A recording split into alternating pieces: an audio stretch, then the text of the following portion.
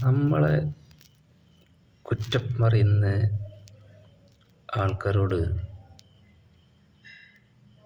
നമ്മൾ ഒന്നും മിണ്ടാതെ നിൽക്കുന്നേ നല്ലത്. മെല്ലെ ഒഴിഞ്ഞു മാറുക. അവരോട് തിരുത്താൻ പോയിട്ടൊരു കാര്യമില്ല.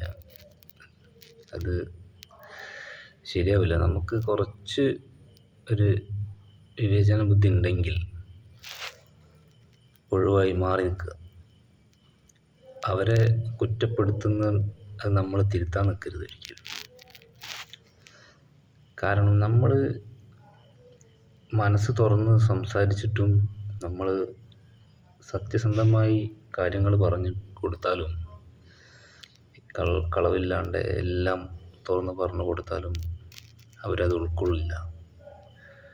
അവർ വീണ്ടും നമ്മളെ കുറ്റങ്ങൾ മാത്രം എടുത്തു കാണിച്ചിട്ട് പ്രകടിപ്പിക്കുന്ന ആളായിരിക്കും. അവരുടെ മുന്നിൽ അതേ കാണും. അവർ സത്യങ്ങളും ഒന്നും അവർക്ക് ഉൾക്കൊള്ളാൻ കഴിയില്ല. അത് നമ്മളെ തെറ്റല്ല കേട്ടോ, അത് അവരുടെ പ്രശ്നമാണത്. നമ്മളതിനെ ഒരിക്കലും ടെൻഷൻ അടിച്ചിട്ട് ഒരു കാര്യമില്ല. അത് അതിൻ്റെ വഴിക്ക് അങ്ങോട്ട് വിടുക. ഏറ്റവും നല്ലത് അതാണ്. അവരെ നമ്മൾ തിരുത്താൻ ശ്രമിച്ചിട്ട് കാര്യമില്ല.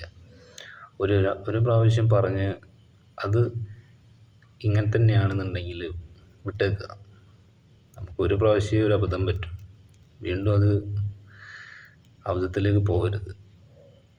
അവരെന്തോ ആയിക്കോട്ടെ, അതാണ് ഏറ്റവും ബെറ്റർ. അതാണ് ശരിയല്ലേ?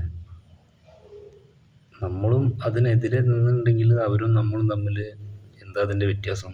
ഒരു വ്യത്യാസമില്ല. ഓക്കെ, ശരിയല്ലേ ഞാൻ പറയുന്നത്? നമ്മളെ കുറ്റപ്പെടുത്തുന്നവർ അങ്ങനെ ചെയ്തോട്ടെ, നമ്മളത് തിരുത്താൻ നിൽക്കരുത്. അവരോട് കൂടുതൽ ഇടപഴകുകയും വേണ്ട. എല്ലാം അങ്ങോട്ട് ഒഴിഞ്ഞു മാറുക.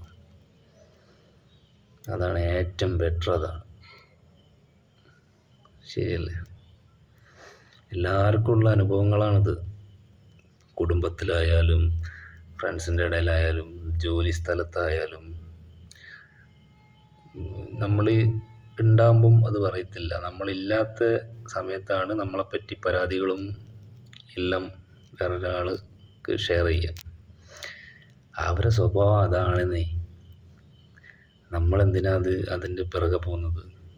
അത് വേറൊരാൾ മുഖാന്തരം നമ്മൾ അറിയുമ്പോൾ നെവർ മൈൻഡ് ആക്കിയില്ല. അവരുടെ സ്വഭാവം അതാണ്. അവർ കേട്ടറിവ് ഒരിക്കലും വിശ്വസിക്കരുതെന്ന് അവരോട് പറയാം. അതാണ്. ഞാൻ പോവുകയാണ്. വേറൊരു വീഡിയോ ആയിട്ട് വരാം. ജോലിക്ക് പോകണം. ശരി, ബൈ.